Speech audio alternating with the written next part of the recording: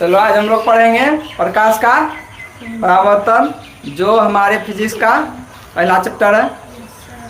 तो सबसे पहले हम जानेंगे कि प्रकाश क्या है। तो देखते हैं, प्रकाश ऊर्जा का वह रूप है जिसकी सहायता से हम वस्तु को देखते हैं। जब प्रकाश किसी वस्तु पर पड़ता है तो वह परावर्तित होकर हमारी आंखों तक पहुंचता है, जिससे वस्तु दिखाई देती है। एक लाइन में बोलेंगे तो क्या बोलेंगे? Light is a form of energy. Light means प्रकाश।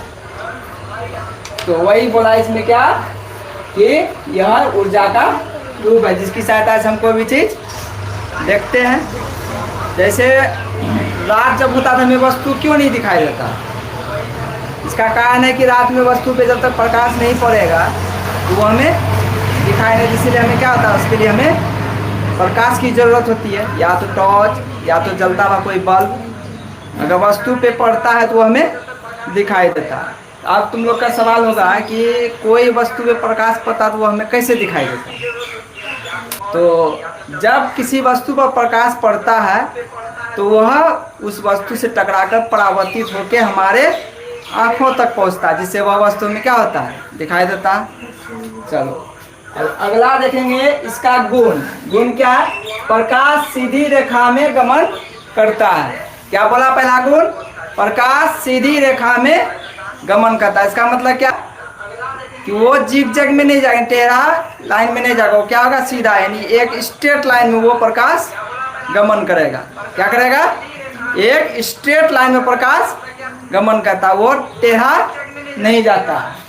और दूसरा गुण है कि निर्वात में प्रकाश की चाल 3 × 10⁸ मीटर पर सेकेंड होती है। निर्वात मतलब यानी वहाँ कुछ नहीं उसको अवरोध उत्पन्न करे।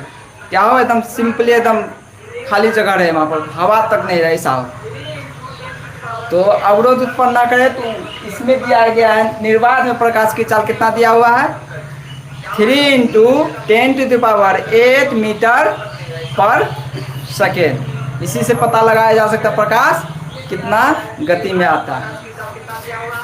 अब अगला पढ़ेंगे जब प्रकाश का परावर्तन, जब हम लोग स्टार्ट किए तो प्रकाश का परावर्तन जान लेते हैं। क्या है प्रकाश का परावर्तन, जिसको इंग्लिश में बोलते हैं रिफ्लेक्शन ऑफ लाइट।